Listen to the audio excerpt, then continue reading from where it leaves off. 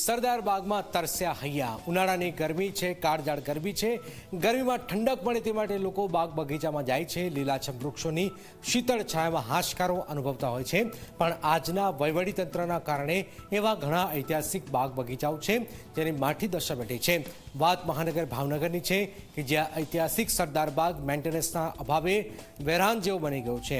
અહીંયા વૃક્ષોની શીતળ છાયા તો છે, પરંતુ આ કાળઝાળ ગરમીમાં લોકો તરસે મરી જાય તેવું કામ કોર્પોરેશને કર્યું છે।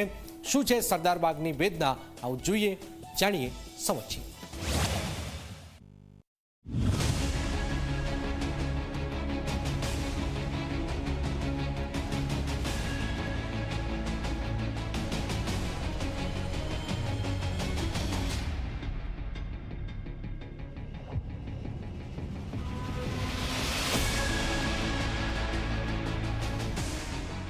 એક ઘૂંટડો ઠંડુ પાણી ઉનાળાની આગ ઝરતી ગરમીમાં જાણે જીવનનું અમૃત।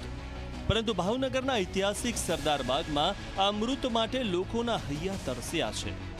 આ બગીચો જે શાંતિ અને શીતળતાનું આશ્રય સ્થાન હોવું જોઈએ, આજે લોકોની વેદનાનું મૌન સાક્ષી બની રહ્યો છે।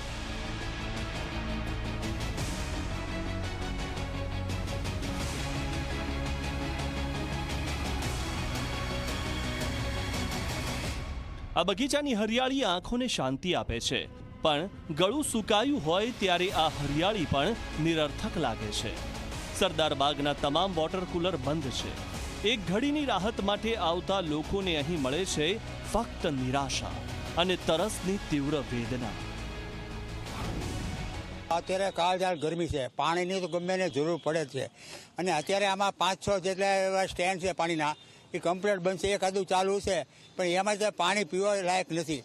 એટલે આપણા માધ્યમિક વારંવાર મેયરશ્રીને અને કમિશનરને પણ મેં જાણ કરી છે કે આ બાગની અંદર આજુબાજુ બસ સ્ટેન્ડ છે, ઘણા માણસો આવતા હોય, કરતા હોય, 2 કલાક આરામ કરતા હોય, એટલે કહેવા માંગુ છું, અને આવી ગરમીમાં ખરેખર મૂંગા પશુ પક્ષીની હાલત ખરાબ છે। હું તો એટલું કહું, જ્યારે એને કોન્ટ્રાક્ટ આપે છે એની પર પૂરેપૂરી માહિતી લેવી જોઈએ, પછી તપાસ કરવી જોઈએ, 5 દિવસ પછી પણ તપાસ કરો કે ખરેખર આ બધું કર્યું સૌ બરાબર કર્યું કે નથી કર્યું। વાત કરીએ ખાસ કરીને પાણીની, તો એ બેઝિક ફેસિલિટીમાં આવે છે ને, પાયાની સુવિધા કહેવાય। હા, અહીંયા બરફ તો ગોઠવ્યા છે 3 કે 4, પણ પીવાના પાણીની કોઈ સુવિધા નથી। જે 2 જગ્યાએ પાણી આવે છે એ પણ કૂવાનું આવે છે।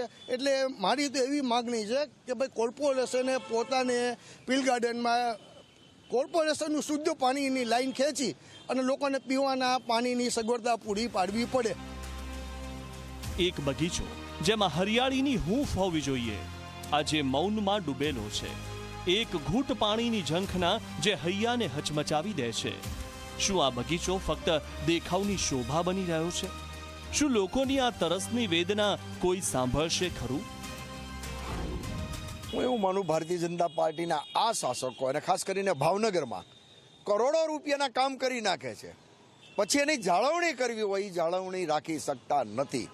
એટલા માટે કે સ્ટાર્ટિંગમાં જે કોન્ટ્રાક્ટર પાસે પૈસા મળે છે, પૈસા ખીચા ભરાઈ જાય એટલે બાકી થોડાક પૈસામાં આ લોકોને રસ નથી। એના ઉત્તમ દાખલા ભાવનગરનો સરદાર બાગ, આ ગાર્ડનમાં આટલા બધા કરોડો રૂપિયા નાખવા છતાં પણ લોકોને હાલાકી ભોગવવી પડે। આ ભાવનગરના શાસકો ઈ ઉપર ધ્યાન નથી દેતા, ફક્ત પૈસા મલાય કેમ મળે એમાં રસ છે આ લોકોને।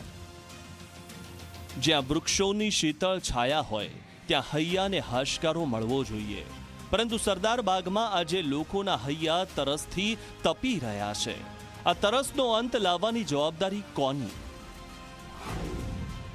કુલર જે છે એ ઘણા વર્ષો જૂના છે, જે હાલ રિપેરિંગ થાય તેમ નથી, એટલે એને નવા ઇન્સ્ટોલ કરવા પડે એમ છે। એટલા માટે હાલ પાણી ઠંડુ એવું નથી આવી રહ્યું। કુલ ટોટલ આપણે એકાદ મહિનામાં જે છે એ આપણે 4 છે એ આપણે વ્યવસ્થિત પુટઅપ કરી દઈશું। સવાલ એ છે કે આ સમસ્યાનું નિરાકરણ ક્યારે આવશે? શું ભાવનગરનો આ ઐતિહાસિક બગીચો ફરી એકવાર લોકોની ખુશીનું કેન્દ્ર બનશે?